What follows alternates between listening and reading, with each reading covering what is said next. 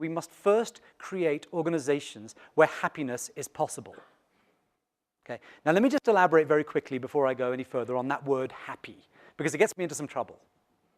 Because people say, what do I want a bunch of happy employees for? We all know, don't get me wrong, it's better if they're happy, but it's hard to keep them happy because they are a bunch of whiny bastards. It doesn't matter what I do, they want more and more and more. And anyway, let's face it, I learned growing up that you can't make everybody happy all the time, so it's a fool's errand to even try. I'm not specifically talking about happy employees per se. I'm talking about an environment that enables it to happen, because you can then start to plug the right people in. And that's kind of the explanation that I'm going to give you as we go forward tonight. I think the biggest challenge to work happiness simply is this. And I call it the myth of work-life balance. We talk about work-life balance a lot, maybe too much. I mean, I'm an entrepreneur with a relatively new business and a 3.5-year-old. Believe me, I don't have balance. It's not mine. But I don't think that's actually what the problem is anyway. I think the problem with work-life balance is that the only reason we think we need it is because work doesn't feel enough like life. Okay, so let me just explain that a little bit. I am an adult. I think that's probably obvious with this hair. There's not much I can do to disguise it anymore. And as an adult, I have certain expectations of my life. And I'm talking about basic stuff here.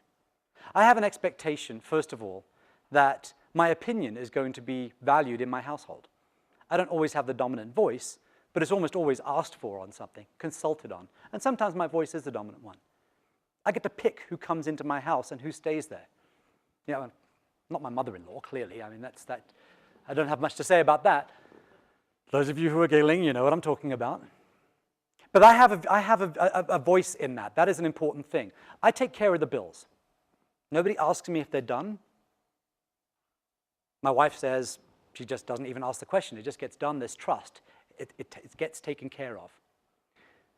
And I have a status as a head of a household, or at least co-head of a household. But when I come to work, my status is dictated by my desk and my chair in the corner of the building they're in. Nobody ever asks me about anything. I'm told you can't do this, you can't do that, you can't do the other. And I'm an adult, I'm capable of doing these things. And I sure as hell don't get to pick my colleagues. I don't get any say in that matter. These people that turn up, half of them I wouldn't choose to work with. I mean, I'm not talking about me, but you know I'm generalizing, and you get what I'm saying here.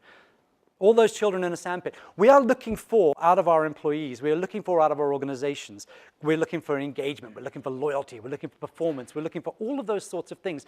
And yet we're doing almost nothing to create those sorts of behaviors. There's nowhere for them to come from. Because what happens is the enthusiasm, the passion, the association I have with my life stops at the front door as I walk through into the building, because it's a totally different experience for me. And I'm going to say to you that on the research I did, with these South African organizations, the thing that stood out crystal clear to me is that the organizations that focus on there's 5 different things that I'm going to tell you about. In fact, I'll put them up. These 5 things. These 5 things which create a better sense of work-life balance, or obviate the need for it at all.